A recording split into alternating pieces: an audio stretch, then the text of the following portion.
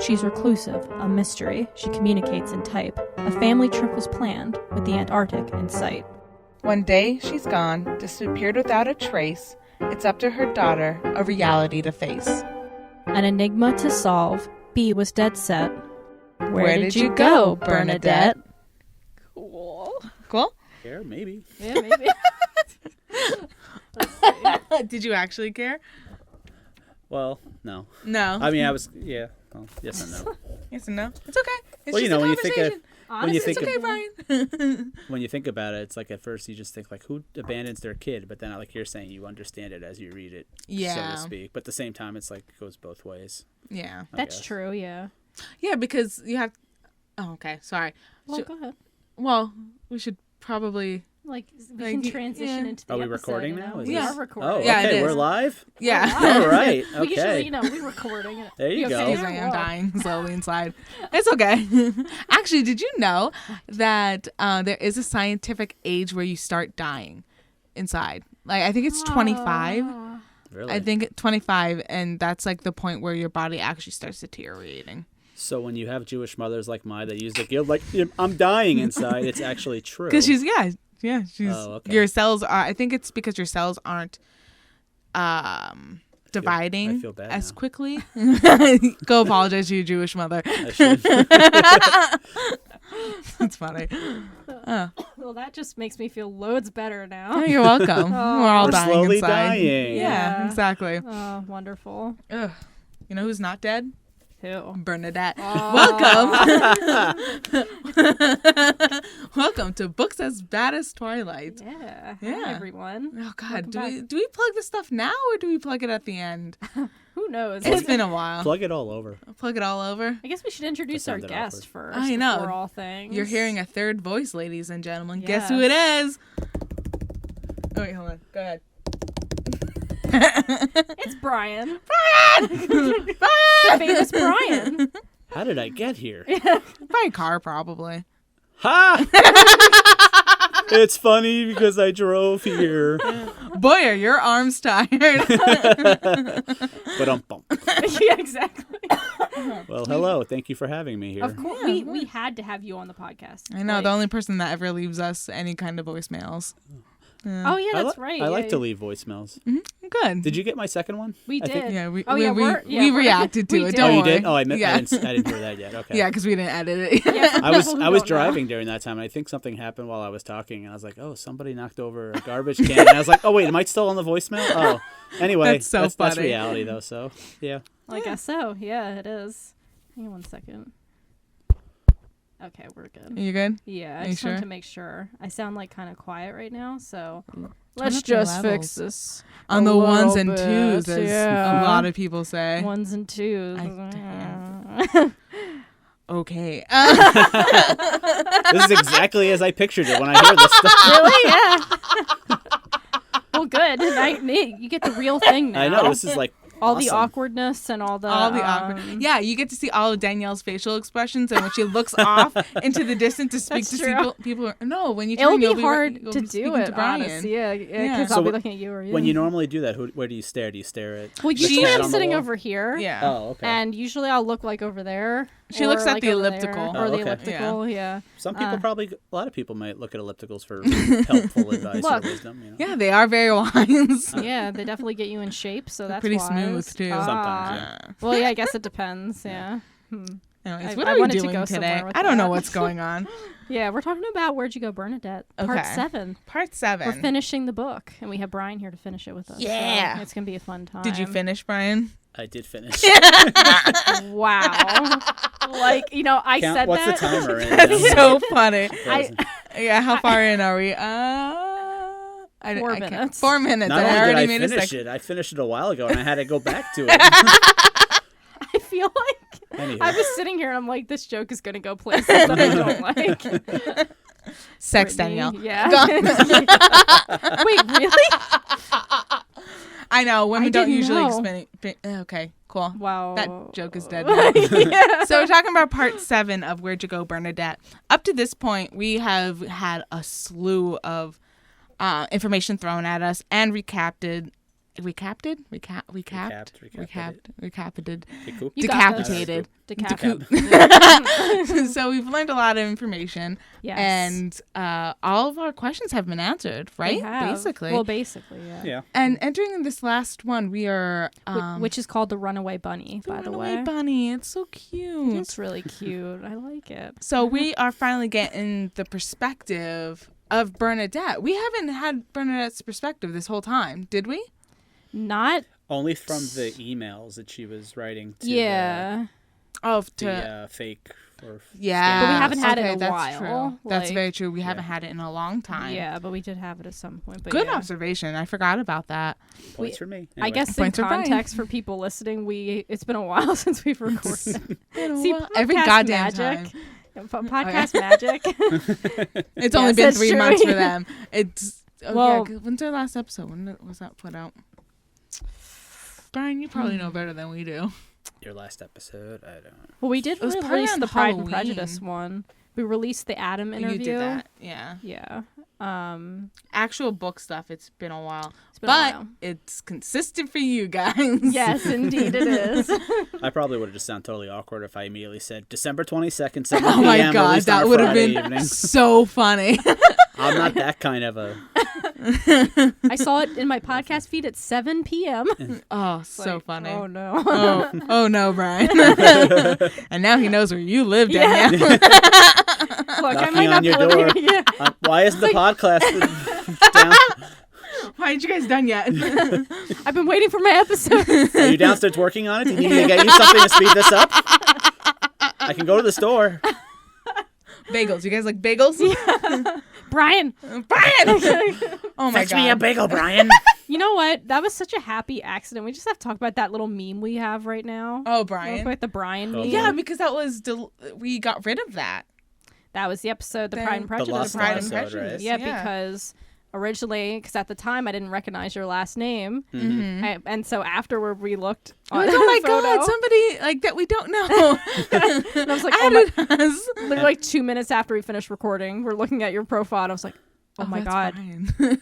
I work do with know him. him. I work with him. No, I think So you were the funny. one who said, oh, mutual friends with you, Danielle. And I'm like, what? or you were like, he works with you. And I'm like, what? So No, he funny. doesn't. And I'm glad you don't think of me so quickly. Like, we worked in a capacity of like 12 people. It's like, I know, yeah. Brian? Well, Which one of be those fair- mealies meet? To be fair, I do have a brother Same. named Brian, so Yeah, you know, oh, I that's probably fair. thought, Yeah. but yeah, so just a happy It was just accident. really funny. It really was. And I have to say, you know, I'm absolutely flattered that I have.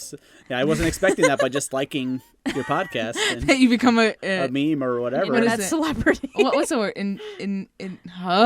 Well, Integral? Integral? Integral. Thank you. Integral part of the podcast. You got this. I could Yeah. start a word and finish a word. It's Right. that middle part that gets me confused.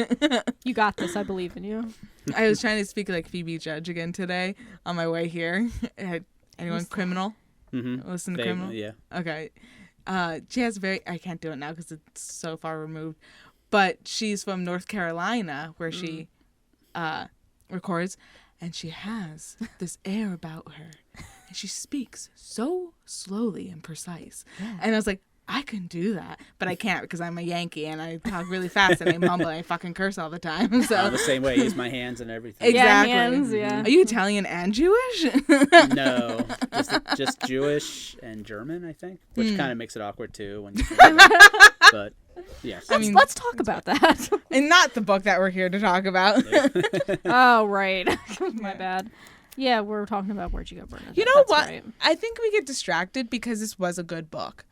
And It's like hard to there's- talk about, yeah. There's not a lot critiquing to do. I was actually going to make that a point and say that, you know, I actually enjoyed it in a sense, and kind of, I think you've used the term brain candy. Yeah. I considered it really good brain candy, like, because you know, I'm very into actually true crime books and documentaries and other stuff, but like sometimes you just like, if you're really reading real intense things, you know, or just really long things, whatever, sometimes you just need a break and be something like really like, okay, let me give this Quick a and shot. fun. Quick and fun. Yeah.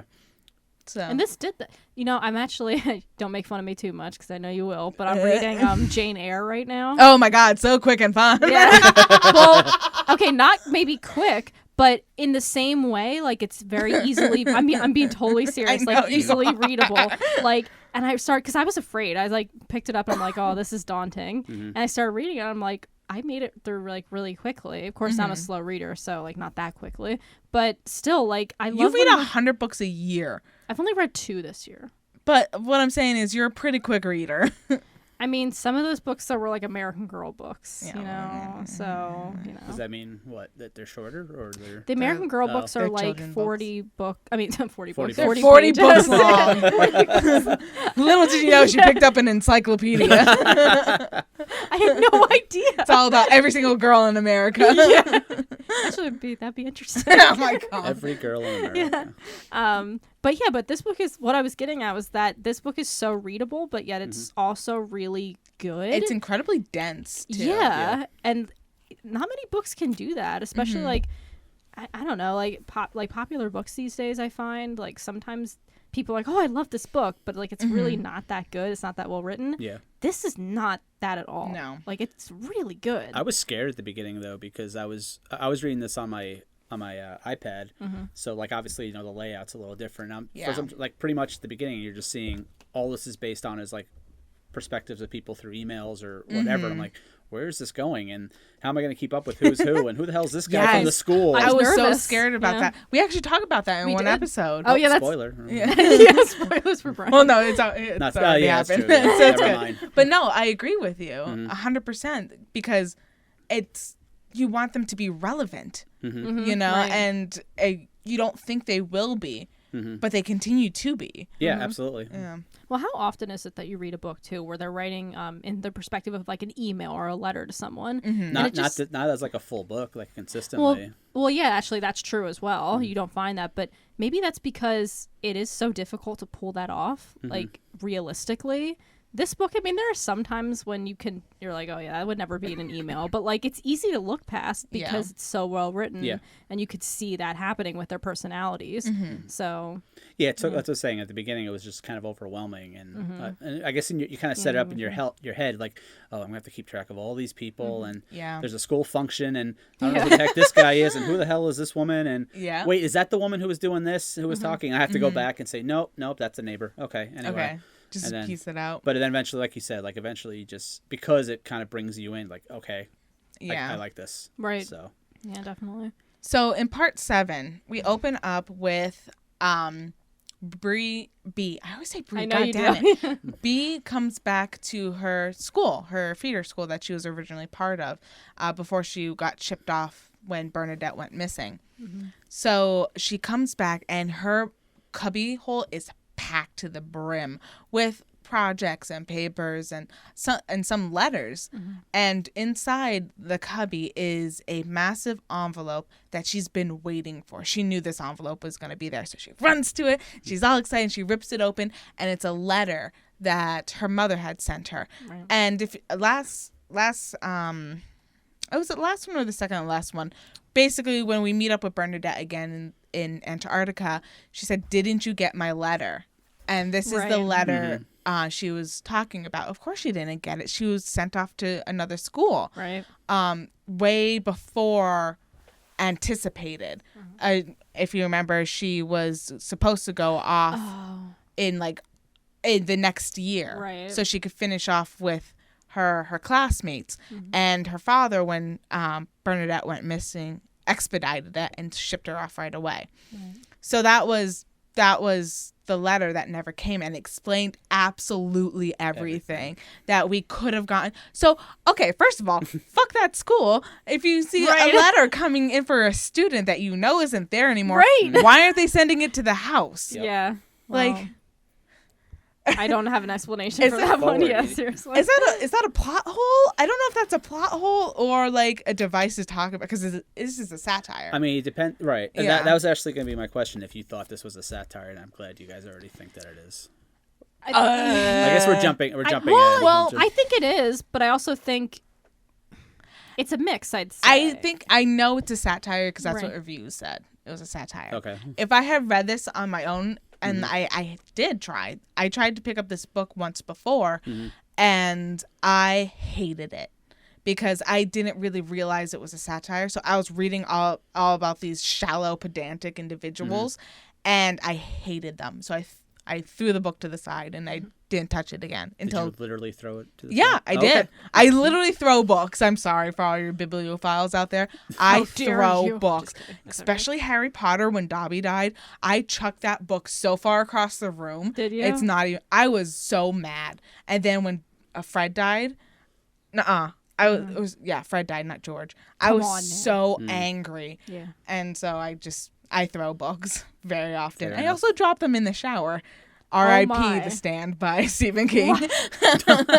Well, my question is, why was your book in the shower? That's Because where I I was like to gonna- read while I shower. Do you keep it in something like water sealed, or do you just? No, I like prop it up on the shelf, Oh, and I okay. do everything with one hand, and then I turn the page with the other hand. There you go. You know what? I admire you, honestly. Thank That's you. multitasking. I didn't know. That's also why my showers take an hour. Yeah. See, I take a shower like quickly so I can sit down and read the book. Oh, And yeah, also, no, like- opposite. Brittany's like, the hell with that. I'm just. I Get it enjoy all my done. hot Shower. water. That's true. You're comfortable Exactly. and you're reading. And I always prefer to be naked than clothed. So Let's not talk that about anyone that. really. Let's like- not go down that. It's like in Seinfeld when George incorporated like food and TV into sex. And, like, I'm doing so it all. Oh god. Anyway, Oh, George's funny. getting upset. All right. Okay. So that's how it started, and then the rest of the book is Bernadette's letter. Yeah. Mhm. So, Can I ask real quick before we even get into that, like with Bernadette's letter, if you guys thought, like, you know how especially this happens in Harry Potter, did you find this letter to be refreshing, or did you find it to be like an info dump and annoying? Or maybe a bit of both. little bit of both, because again, I didn't know how long like the book was going beyond that, and like what we were gonna get. But I knew it's like, okay, this is where we're gonna get all the answers out. So it's gonna be a dump. But then, yeah, I guess you can say I think it was mostly an info dump because I was expecting it. So did you feel that the end of Harry Potter was an info dump? It is usually The epilogue? Oh, well, I'm not talking. Okay, so I should be more specific. How the Harry Potter books usually end with like I'm thinking okay, specifically yeah. of like Prisoner of Azkaban when they're in the Shrieking Shack and they have so much going on and it's Yeah. like, oh wow. Or like, when Harry goes to Dumbledore's office and he's like, Right. X, Y, and Z. right. Okay, I see. What So you that's what I mean. Yeah. mean. Because there's I always say it wrong. Exposition. It's not exposition. exposition, not Yeah. expedition, because that's a That's something. That's like a trek. Yeah. Yeah. So there's so much exposition in this book already, because like the letters between Sue Lin and Aubrey, there's so much of it in there, and the FBI file, there's so much like dumpage, and that's what I mean. This is actually a really thick book. It's a very dense book, Yeah. even though it's 300 and some pages. Yeah. I can excuse the letter. Yeah. And plus, it's also just rehashing some stuff we already know. Like the fact that B was able to get off the boat without an ID. They're like, must be how Mom got off, you know? And she says, that's how I got off, you know? Like, she's like, Right. oh my goodness, I never logged out of the system. right. I could sneak in, like, B and her father stole a boat. And like, oh my gosh, that must be how Mom got there. And she's like, I stole a boat. Right, You know? right. So she didn't steal a boat, she snuck on. But Right. still. Same but thing. Yeah. So I can excuse it because it wasn't so much the whole, I guess that this section of the part 7 is only about 7 pages, 7, Yeah, 8 it's not too pages. long, yeah. The first 5 pages is all about her that we've already learned. So I can understand how that's repetitive, but I didn't find it stale. I would So- agree. Yeah, I agree with both of you. That I think it feels like an info dump, but like in a book where info dumps are almost kind of regular and that they're kind of stylized, it fits well. Like info dump for info dump's sake, not the best way to go about things. Yeah. But because this book is a satire, it gets a bit more leeway that it sets it. Like if a book just did it by accident and was like a lazy writer, that'd be different. I don't think this is a lazy writer. I think she intentionally did it that way. So that's Yeah. why it feels like an info dump, but that's okay. because it's meant to be that in some ways, and it feels good. It feels rewarding to actually have an explanation. You know, it's almost like to me, almost like it was maybe therapeutic for Bernadette too, because like with the exception of like we were talking about before, with the exception of when she's doing her emails back and forth with the planning of the trip with the fake thing, you don't hear anything. No, you're good. Okay. Yeah. You don't really see her side, like we were saying. It's everybody else's perspective. So it's almost like we're trying to understand, like, why she's doing what she's doing. And like, again, the one thing I kind of got from those perspectives though is, okay, well, like we said, she was this big architect, and she moved to Seattle with her husband for his job at Microsoft, right? Yeah. Okay.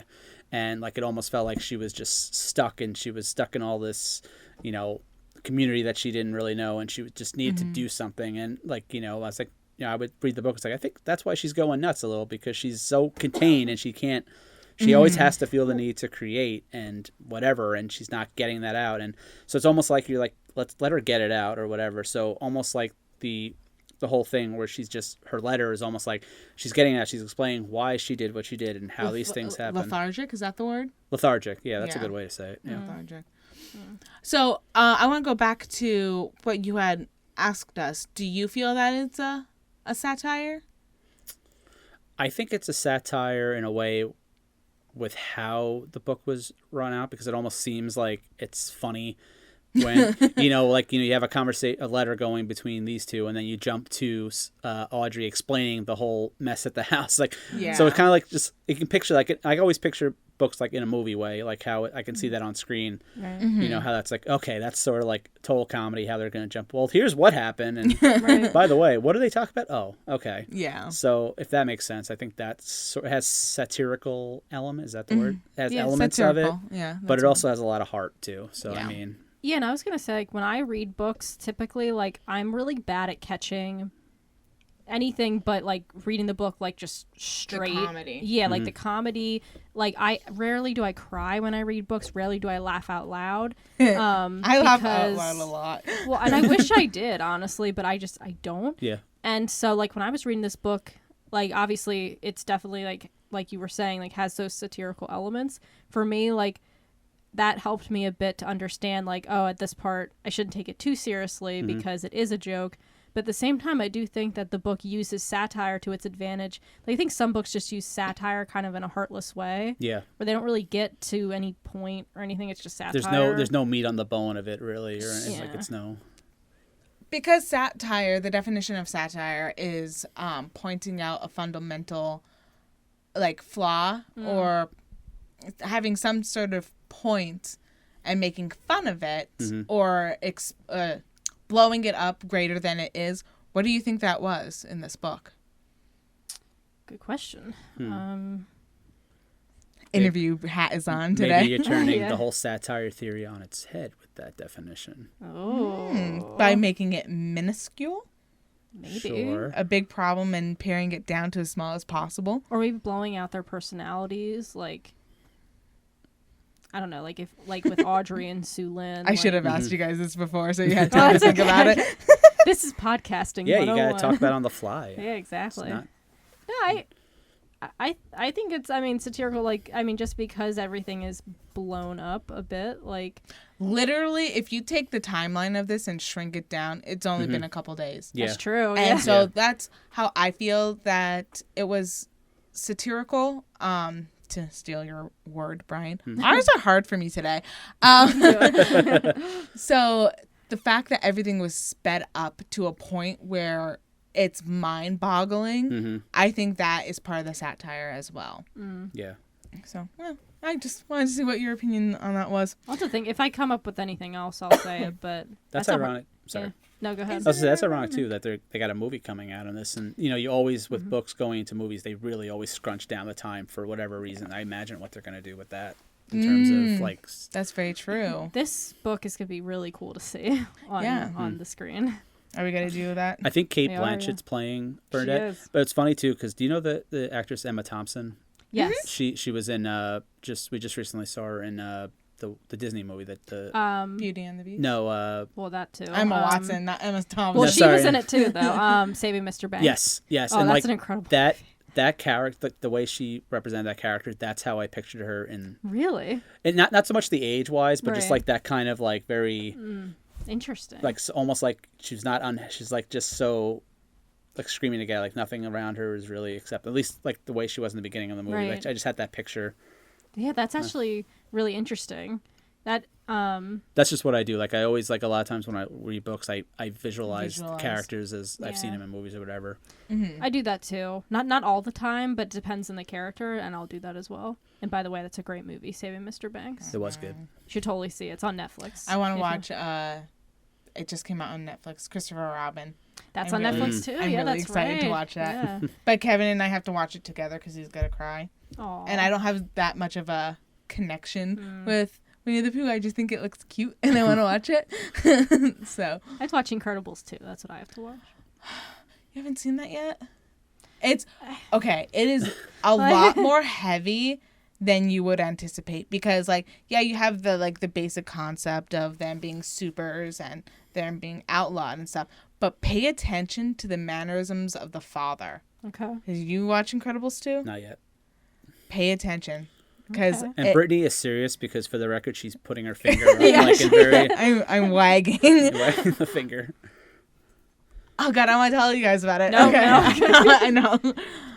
But yeah, pay attention to the father's role in the movie. Okay. Let me put it that way. I'm excited now. Yeah. Voiced by actor Craig T. Nelson, who's on Coach. Anyway. That's right. Yeah. I didn't know that for the longest time until like 6 months ago or something. I was watching something and I heard the voice and I was like, wait a minute, because my mom's been watching Coach like a ton. And so I was like, I know that voice. Where's that from? Mr. Incredible. Yes. Oh my I God. do that whenever I'm watching an animated movie, like especially like with a 5-year-old, we're watching them all the time. If Yeah. I don't know ahead of time, but I hear a voice, I have to immediately, like while we're watching, go to Wikipedia, like because they show the pictures. I'm like, who is it? Oh, okay, thank you. Yep. It kind of looks like him too. A little bit. They yeah. probably, Modeled it. Yeah. I'm sure. Yeah. Very true. Anyway, let's get back to this. Yeah, All right. Bernadette. To what? Oh, Bernadette. Yeah. So I thought it was interesting. No, it's been a while. It's been a while. Thank you. So, I found it interesting while reading this. Bernadette is talking to one of the people. Her name is not Ellen. Elle? No. The girl, she kind of sneaks on the continent boat with. thing, yeah. Yeah, what was her name? Becky. forget. Becky, Becky. the marine biologist. So Becky is like collecting samples and like she and Bernadette start like talking. And Bernadette is becoming obsessed with the idea of being in Antarctica and helping them build a new center, a new research lab. And what was I going to make? What point was I going to make with this? Oh,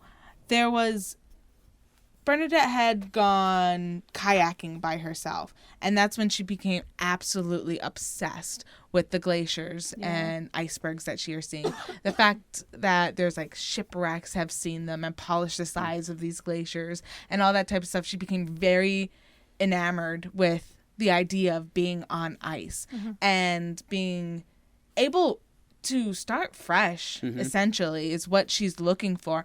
And she had mentions later on in this part how Elgin and her needed this 3-week break because of everything that happened. Right. So she's talking to this, she's kayaking by herself, and Becky kind of breaks her out of this wonder by saying something. Let me find it really quick.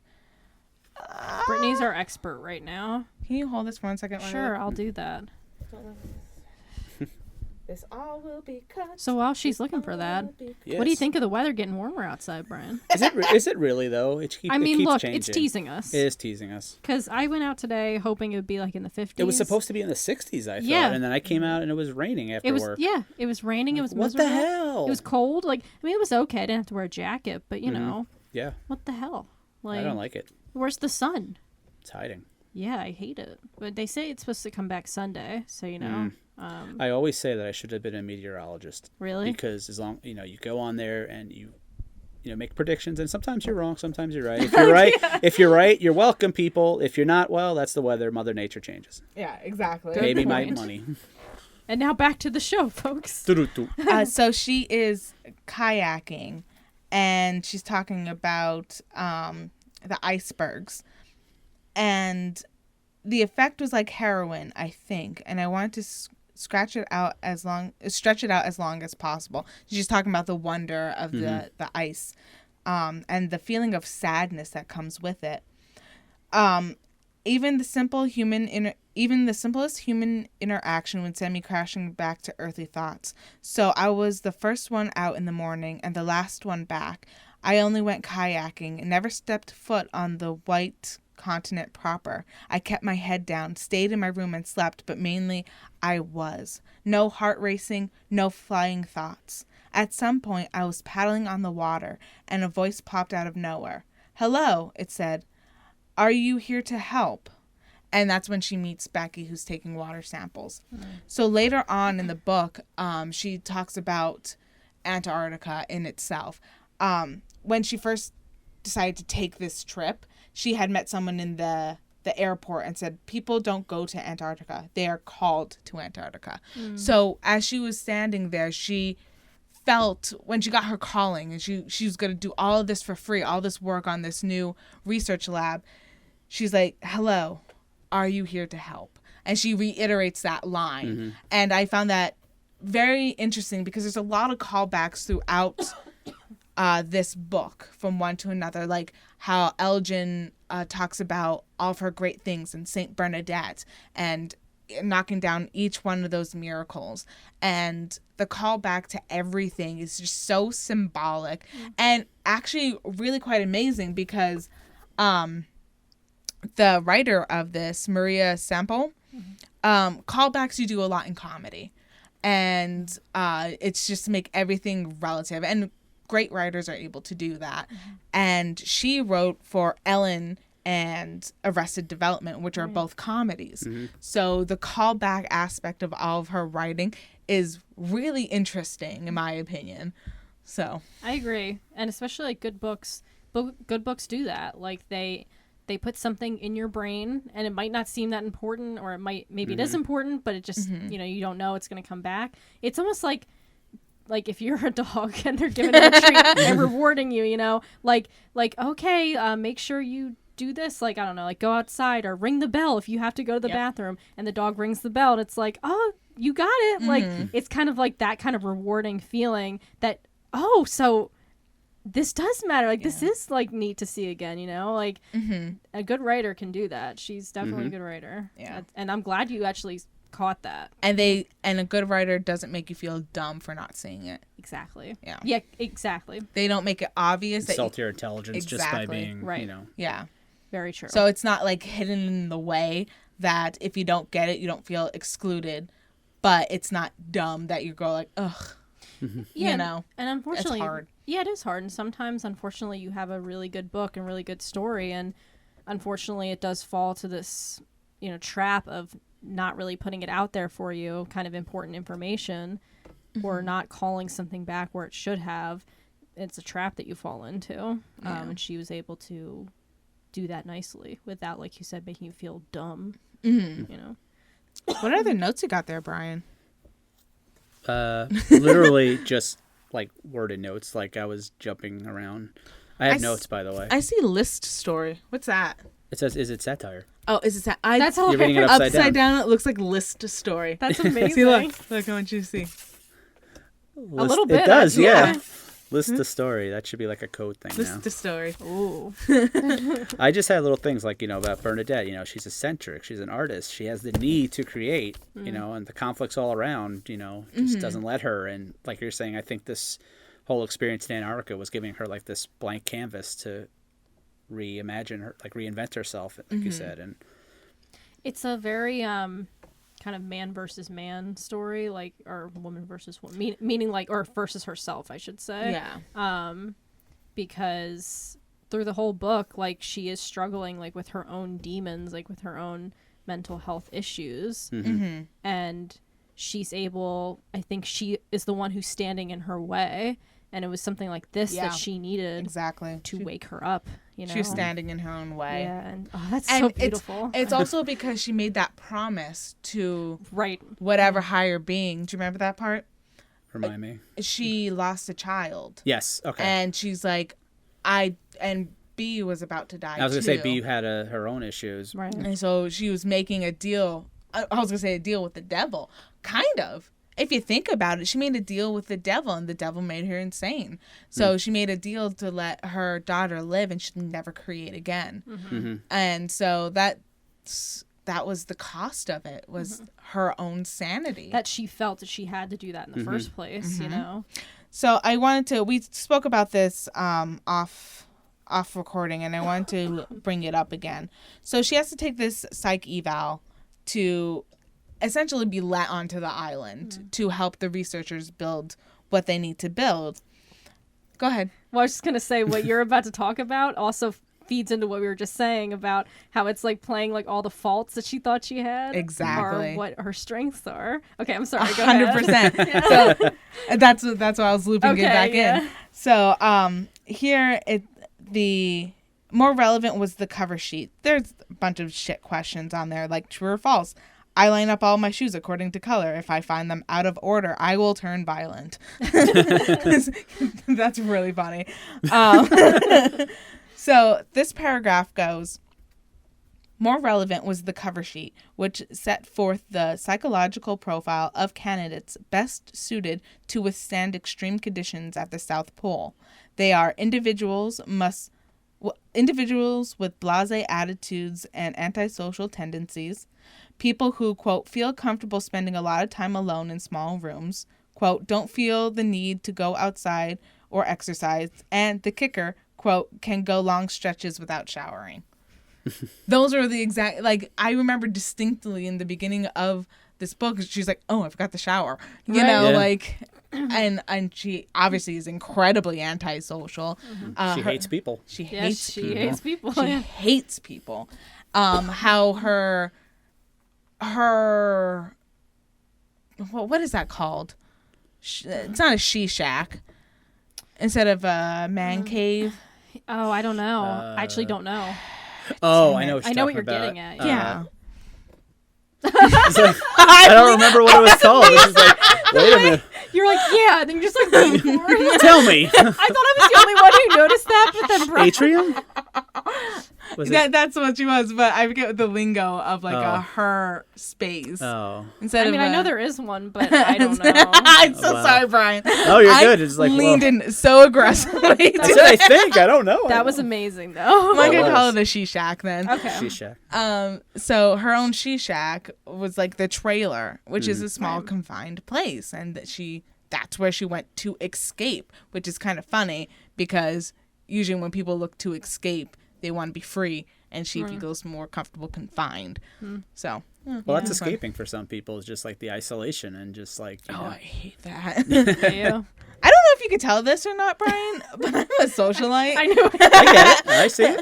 I'm very out there. I'm like, let's go. Yeah, see. I yelled into the mic. I apologize. That's gonna okay. hurt. Look, it's controlled somewhat. Okay. Essentially, Bernadette, you're the person Bernadette would run over. Very much so. But I also wouldn't wear clogs. And, like, true. Yeah. Oh my gosh. I saw that clip for the preview for the movie. Oh yeah. That's exactly how I imagine Audrey. An actual clip. No, it's in the trailer. Okay, I wasn't sure. Okay, gotcha. Yeah, it's in the trailer. I haven't watched it in a while, so I'll have to watch it again. Who plays Audrey in the movie? I haven't seen it. I haven't seen the... Don't remember. I just know, what's her name? I forget her name already. Kate Blanchett? Yeah, Kate Blanchett. And then, I know who plays the dad too, but now it's just, I'm forgetting. But I can't wait to talk about that movie, by the way. I am so excited to see it. You said it's coming out in August? Coming out in August. Wow. Late August, a cunt cave. What? Is that what she said? Okay, you know what? First of all, that's what somebody wrote in a comment. You know what? First of all, a femden. Femden. These are not the ones I was thinking of. Can we just abolish this whole thing of the man cave? I love the idea of a cunt cave, though. That's so. Oh, yeah, it's a she shed. The internet's Okay, so I was dangerous. right. The internet is very dangerous. You don't know what you're gonna find on there. Everyone's saying she shed, so I think I was right then. Sounds like Okay. a tongue twister. She shed. She shed. The cunt She shed. shed. The she shed. The cunt. The conclave. The conclave. What is clave? Let's keep going. CLAVE. Like, is it like an enclave? What's an enclave? I don't know. Like, is that- I'm asking you. Clave and enclave, aren't they like a thing in the rock? I don't Normally, know. I would be like, No. Brian, tell us what clave is, but guess who's here? Well, that's always. I'm gonna look now. I now know your passcode. Half the time when you would be. You would be jokingly be like, "What do you say, Brian?" Like, I don't know. Tell us, Brian. Like, I don't know. That's so funny. A clave is Yeah. a noun.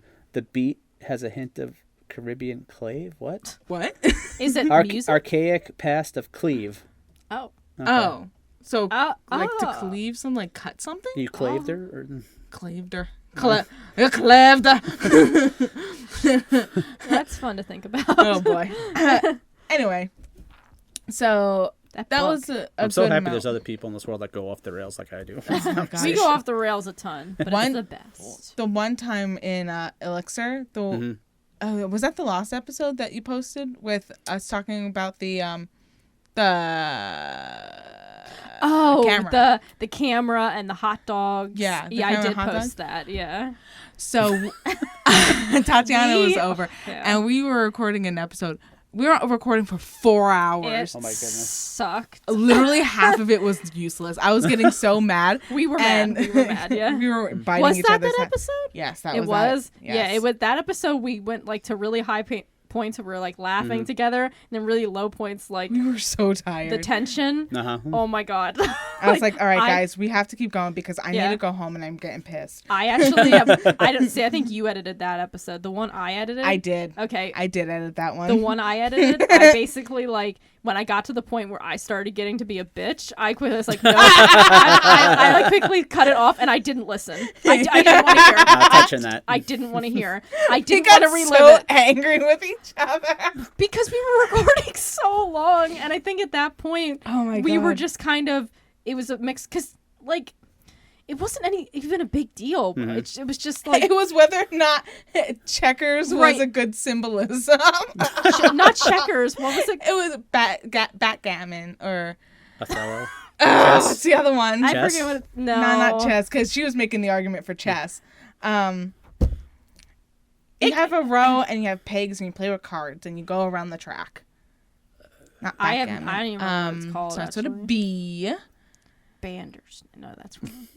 I was gonna say Bandersnatch. I know. I was. What the hell is Bandersnatch? It's from I think Alice in Wonderland or something. Sounds dirty. That's what I thought too. Wait, I was like, really? Danielle. Bandersnatch. Yeah, snatch is another word for yeah. a pussy Oh well. or vagina. Let's go with the actual. It's time for sex education, Brittany. Diaphragm. They play the I diaphragm. mean, look, we have another podcast idea, number 5. Me talking about sex. Sex education. Oh my god. Can we please? Kids don't get it in school, they get it here. That's actually a good slogan, kind of. Not no, really. that's pedophilic. No, stop. I knew. I was like, oh, it's a great slogan. And then your face, and I was like, oh, no. Stop. If they don't get it in the school, they'll get it here. That sounds like the back of a t-shirt. I feel like God, I'm going to cut that out. Don't you dare.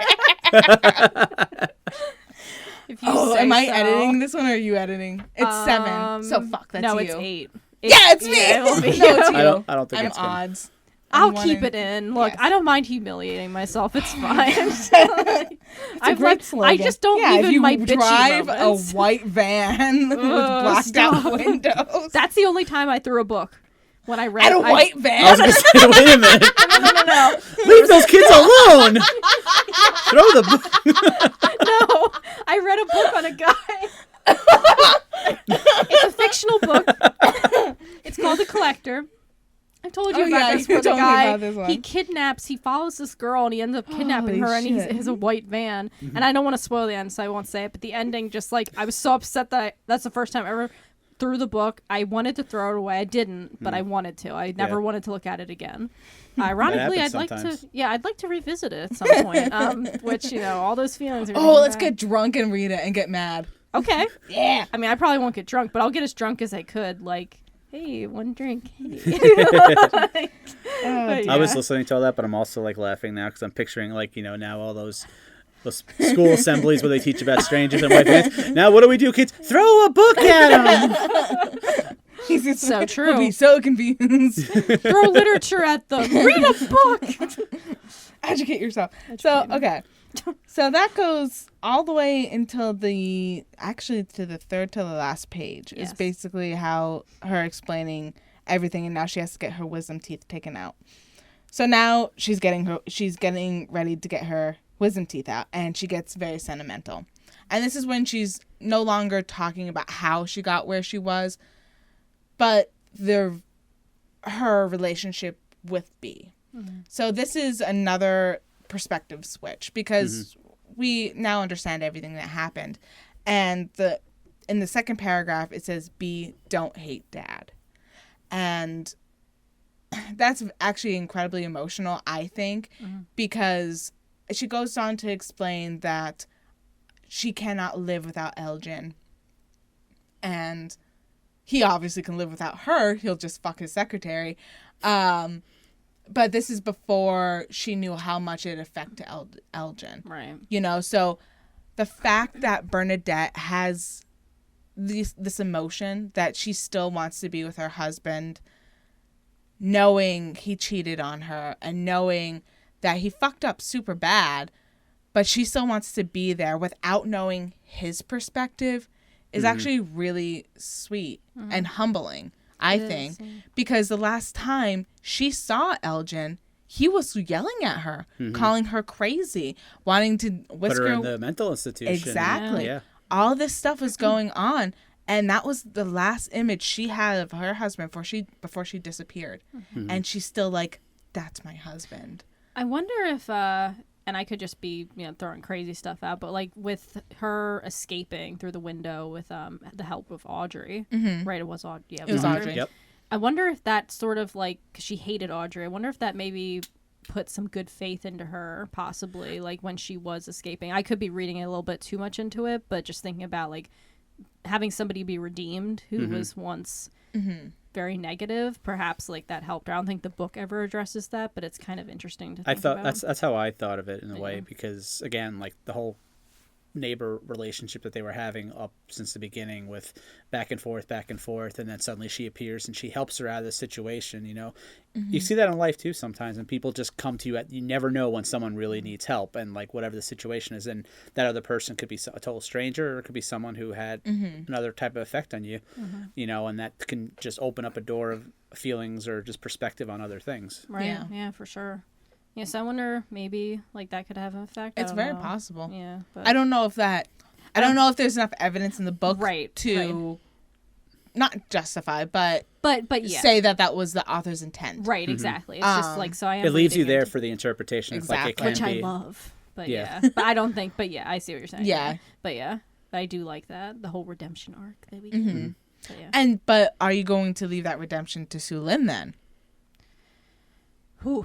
I mean, obviously, I hate her. I hate her. It's funny how like between Sue Lin and Audrey, like I was having I felt like I kind of like commiserated with Sue Lin more, because like, okay, you're getting the venting of all these issues and and then as the story kind of goes, it starts to shift a little bit.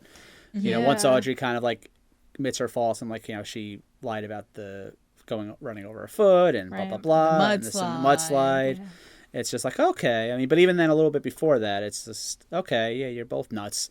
But then it's like, oh, she helped her out the window. I'm like, okay, you're okay. You're still a little, yeah. Don't know if I'd invite you to my house for a party, but, you're okay. Well, actually, now that you say that, this whole book is about, like, these sort of redemption arcs for all of our characters. She has a long way to go, but you see that she is trying to change. She's at least acknowledging it.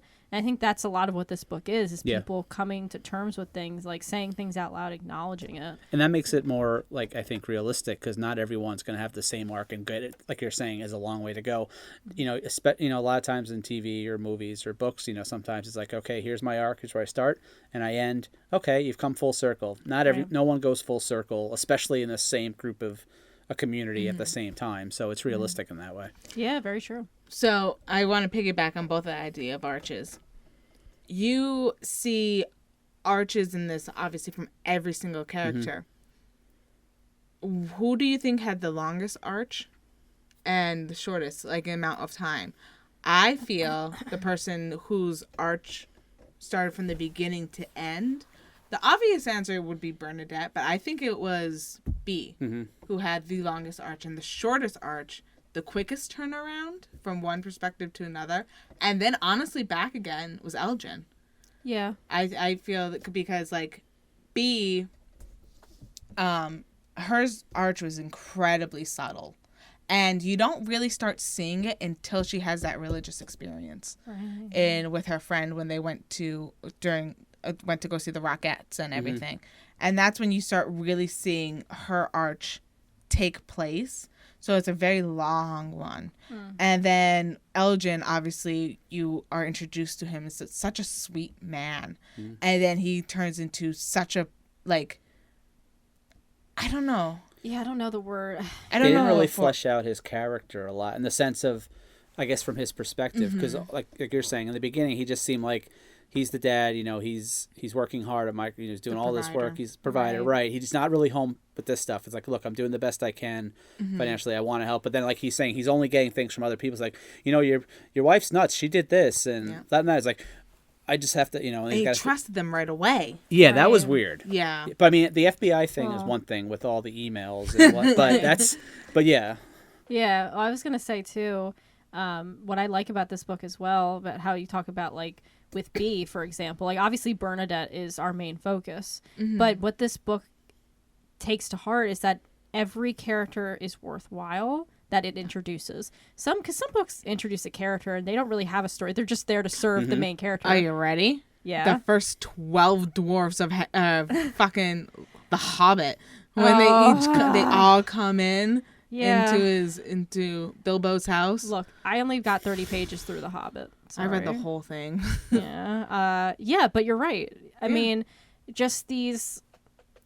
I was actually thinking also of Twilight, honestly. Like, that's very true. No, that's fine. Yeah, no, we don't like it. But there are a lot of useless characters in there, aren't there? There's a lot of useless characters, and she, at least, I'll give her a little credit. She tries, but, like, it's not always successful. Like, she tries to give them backstories, but they're backstories that still fuel Bella and her what's going on. Like, in this book, B has her own arc. Like, I mean, all of them, for the most part, do, and it might not be a good one, but they have it. Like, for Sue Lin. Yeah, the only two people I could think of this book that don't really have arcs is B's friend. Kennedy. I was just going to say Yeah, that's Kennedy. true. Yeah. Kennedy. And the one person that they mentioned very briefly, and it was the kindergarten teacher. After the mudslide, the kindergarten teacher was getting the kids out of the living room because of the broken glass. Those are the only two people I could think that didn't contribute to an arc or have an arc of their own. Which, and I guess but actually, Kennedy contributed to B's arc. Right, yeah. Kennedy contributed to arguably, B's arc. Yeah. So, yeah, I mean, like, little things, but you're right. Yeah, those two didn't really have anything. Yeah. But still. Did you ever I'm sorry. No, go ahead. Did you ever see the movie Juno? Yeah. Yeah. I pictured Ellen Page and her friend there as Bernadette, as B and cool. Kennedy. That's actually very funny. No real reason. I just, like, when I picked, like I said before, like, I always have these images of people, like, for some reason I just pictured the two of them. I suggest you listen to the audiobook because if you want to ever revisit the story. I might, yeah. Twilight, no. But no. Yeah, no. I actually listened to all of those. I was about to say she did. very, very Wait a minute, recently. all of them? Or just the first one? I think I listened to 2 or 3 of them. I would do New Moon again because New Moon I always thought was the strongest, and I'd be interested. I agree. New Moon is the one with all the The Jacob stuff. Jacob lore. Yeah, the werewolf lore. I would. Bella. Bella. Stella. Sorry. I named my cat Bella, so what does that say about me, guys? You're a hypocrite. Yeah, so true. I wasn't mocking the name. I'm just mocking. I know, Jacob. but still. Oh. Anyway. Yeah, no, I agree. New Moon was, I would say, was the strongest. It's just like the Harry Potter, because my favorite of that was Order of the Phoenix. It had so much lore to it. I don't know. I like angsty stuff. What Angsty books do Harry. you read, Brian? Yeah, that's a good question. Do you read Harry Potter? I read the first one. Okay. I've seen the rest of the movies. Okay. I read mostly true crime and history. Like Have that. you read They'll Be Gone in the Dark? That No, recent I one from want Michelle? to. That's on my to-do list for this year. Of course, when you're making all these goals at the beginning of the year, Yeah. it's definitely on there. I read half of it, and it's really good. Does it? Yeah, I have Okay. I have to finish the other half. I kind of just put it down. It gets creepy. Really? It's very actually kind of scary. But you read true crime all the time, so Yep. you're probably used to that. Yes, But- I can't do it. Yeah, I read True fantasy. crime. I'm maybe not true crime. I could do true crime, but like the scary stuff, like that gets me. Yeah, if you put yourself in that situation, like thinking how the Yeah. victims felt, it's like, Yeah. Yeah, it's yeah, no, Yeah. yeah, that's not my kind of thing. That's why I read fantasy. I read a lot of fantasy. Danielle does. reads a lot of period and classics. Yeah, A good amount. yeah, a good amount. Well, yeah, a good amount. Yeah, that's fair. That's very fair. I'll be reading Pride and Prejudice very soon Without the zombies. without the zombies. No, That's fine. Yeah. Whatever. So, what do we have to say about the rest of this chapter? I mean, it was very, very clean because Yeah, it was very only clean. it was only a few pages long. Yeah, it's It not. pretty much puts a bow on the whole story. And Yeah. the arc, you know. That's a good way to put it. Yeah, it puts a bow on it. 12 through 26. Yeah, not long at all. So it's 14 pages long. yeah. So it's very, very clean. So at the very end of this, she's talking about what she's going to do when she comes home. So she tells B, I'm sorry, you are not going to boarding school when I come home. I am too selfish. You are my child, and I need you here, and you need us. I liked that line when she said that. Yeah. And she goes, and secondly, we're getting out of that house, and we are moving out of Seattle. Yep. We are going back to the mountains because you are a mountain girl. Like you belong in sweatpants and your hair wild and all that type of stuff. Like you need scraped knees, and we need mountains, and we need the water. So she's talking about that. Be darling, you are a child of the earth, of the United States, of Washington State, and Seattle. Those East Coast rich kids are definitely a different breed on a fast track to nowhere. So she basically says we're getting out of here, and sorry, but you have no choice. You're sticking with us, close to home. I don't want to hear it from. Wow! Whoa! Okay, I didn't want to hear it from the runaway bunny. The runaway bunny stays. I don't know. I don't get that. I'm What's a little that confused too. Actually, was that referenced before? Do we know? from? I don't remember. Is that like a nursery rhyme or something, or am I? Was there a bunny?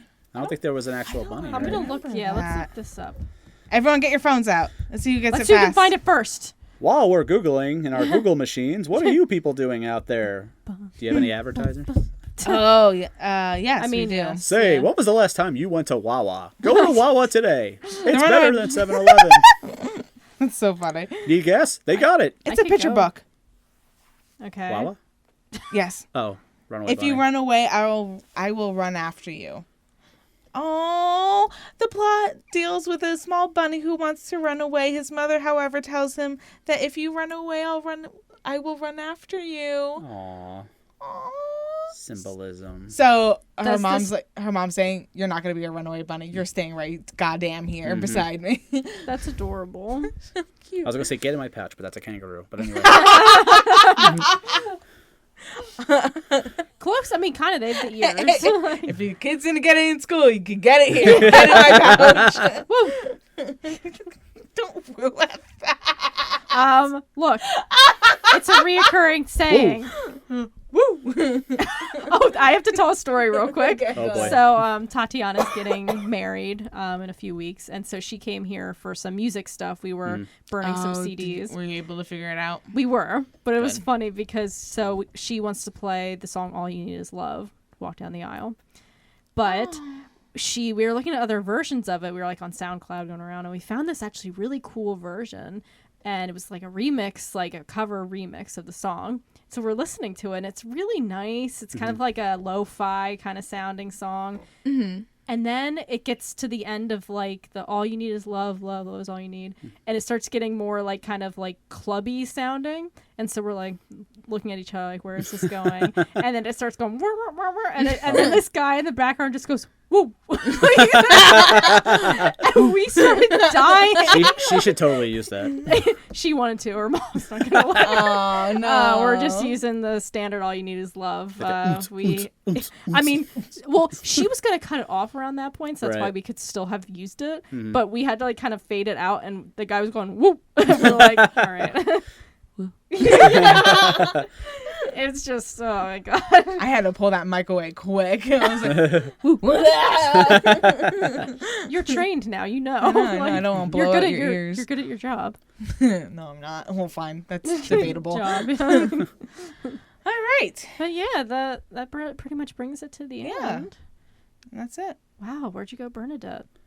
I'm going to miss it. I am too. It was good. It was good, yeah. Definitely better than Twilight. Like to Oh, tie it in. 100%. yeah. So, on our scale, Mhm.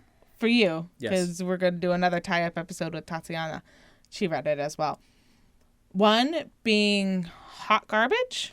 I might have to bring this up. I know 1 is hot garbage. 1 is hot garbage to 5, okay. Mhm. What would You you, can rate rate this it book? higher. You can rate it higher than okay.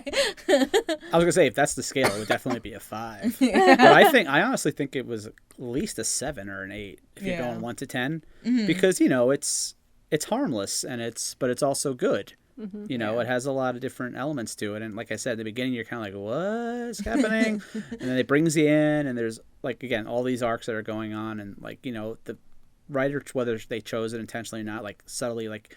You're picking up things, they're dropping little hints and notes, little Easter eggs on, and then you find them at the end, like different things. Like, okay, Yeah. I like that.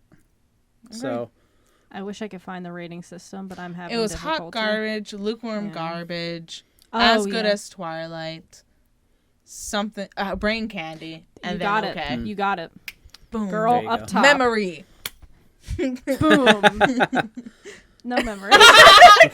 Goldfish. All right. But yeah, so thank you, Brian, for coming on today. Yeah. It oh, was thank you for having awesome. me. I hope I helped contribute in some way. Oh, you Of course. did. Yeah, you did. This was Always. awesome.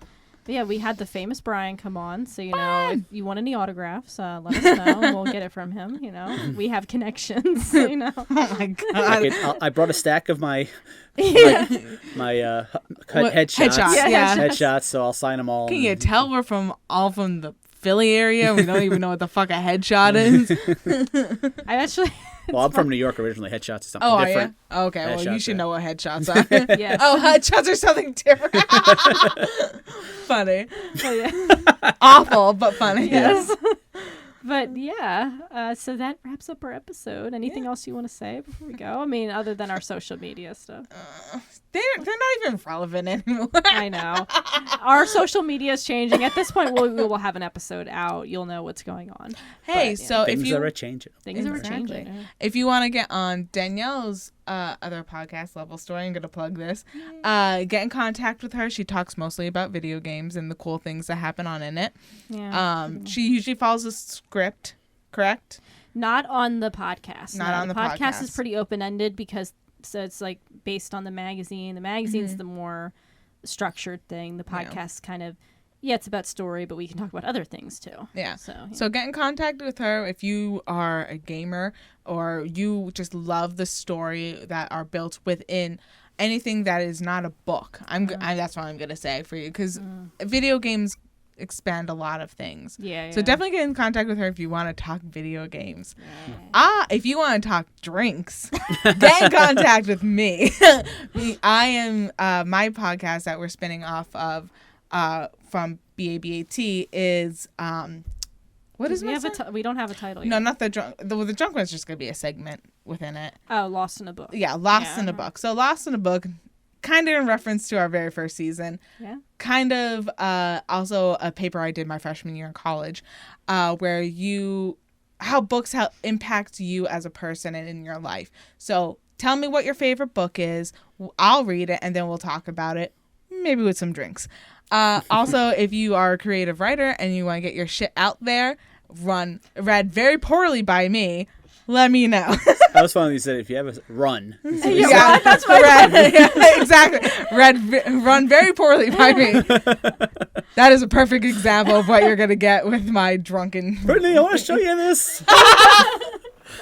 Brittany, make your writing. Run here. Wait, is that a white van? So funny. They all learned it here. Yeah. Do you have anything to plug, Brian? Yeah.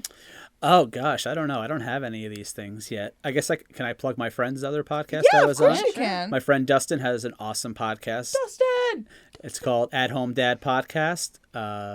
It's not just for at home dads, it's for dads at work such as myself and all kinds of other dads. It's a very awesome show. It's very helpful for him to doing it, and it's helping a lot of people. So check that out. At Home Podcast, Dustin Gonzalez. You can find it on Facebook. Nice. Dustin. And if you have a question, you could find me. I probably either was tagged or have spoken on the Books as Bad as Twilight Facebook page. Yes. I can help direct you to that or elsewhere if you need me to direct you other places. We'll make sure to get in contact with Brian if you reach out to us as well. Like, Yeah. we'll be like, Brian!